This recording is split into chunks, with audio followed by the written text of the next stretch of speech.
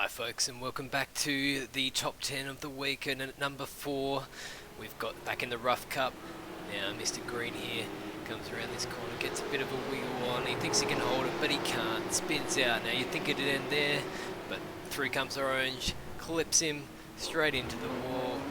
That's over and out, and he's like, oh, I really should try and limp this back to the pits. Pink's coming through onto the grass, and he's in the wall as well. I call this one the crash that just kept on give. And now at number 3, we're at Virginia International Raceway in the Skip Barber. Always good for a bit of action. These open wheel cars, orange cars catching up to looks like a slow moving car, and he clips the back of him and absolutely takes off. Does his best plane impression, but lands it hard. Now let's have a look in slow motion. He just clips the wheels and launches off the other wheel, nose right up in the air, lands it hard. Wheels start popping off and going everywhere.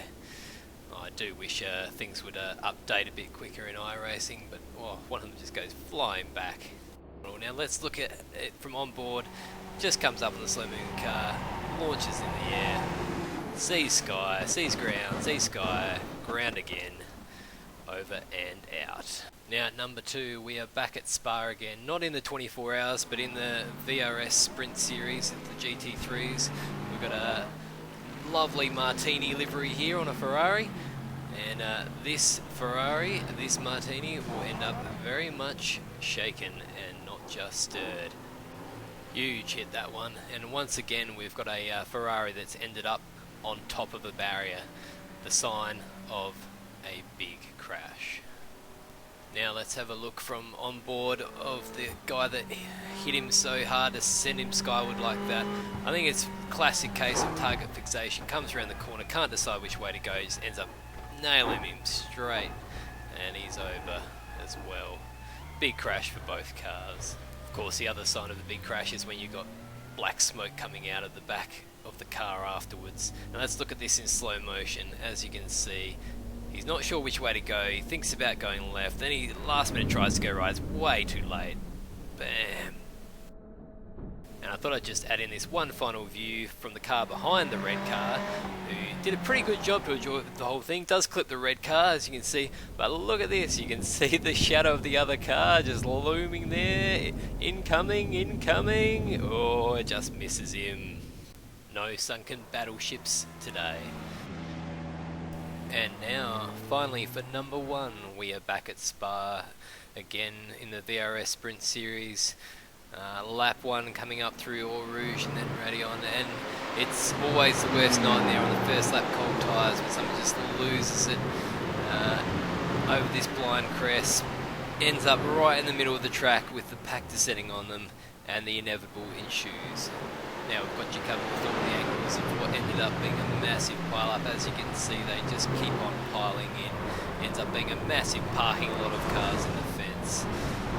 Lots and lots of poor people's races finished in the first lap. Now the rainbow car here attempts to solve the run, but it's an ill-advised move again. He can't really control his car. There's more cars trying to come through, and it ends in even more disaster. It's one of those crashes again that just keeps on going on and on down the Kemmel Straight. Now let's have a look from on board that McLaren. As you can see, coming up through Radion, you can see the car spinning off there to the left, but it's hard to know how much slow down. He piles into the fence, ends up riding up on the fence a little bit as they continue to pile in, ends up back down on all fours, trying to make his way out of the parking lot. More contact. You can see he can't really steer straight here. Let's take a quick look at how that orange Audi ended up there in the first place. It looks like he's going to hit a gap, but then a beamer just pops out of nowhere right into his path, and he's in the fence hard, spinning around, ends up backing into the fence, ends up facing oncoming traffic, thinking what the heck just happened. Before he can even gather his thoughts, he's cleaned up once more. He must be feeling like he's gone 20 rounds with Rocky. Now let's take a look at the onboard from his point of view. Now this is going to be a bit scary. Try not to duck. See, he thinks he's got the gap, and then all of a sudden disappears, and it's all over. And as it's never a nice feeling to be facing traffic, so he tries to do around, but all that ends up resulting in is a flip and back into traffic. He's just sitting there hoping no one hits him. Unfortunately, his hope is misplaced. And of course, the final sign that you've had a really bad crash for this episode is that you are steering almost 90 degrees and still not even quite going in a straight line. And here's a couple more onboards just of some people that actually managed to get through. Very, very close calls, but it's always nice to see the kind of good luck stories, I suppose. That one was pretty lucky, and this next one is as well. These guys live to fight another day. Well, thanks a lot for watching. That has been my first top 10 where I've attempted to commentate on it, and I hope you liked it. I look forward to your feedback, and please do hit that subscribe button so I can keep on spending the time punching out these crash compilations.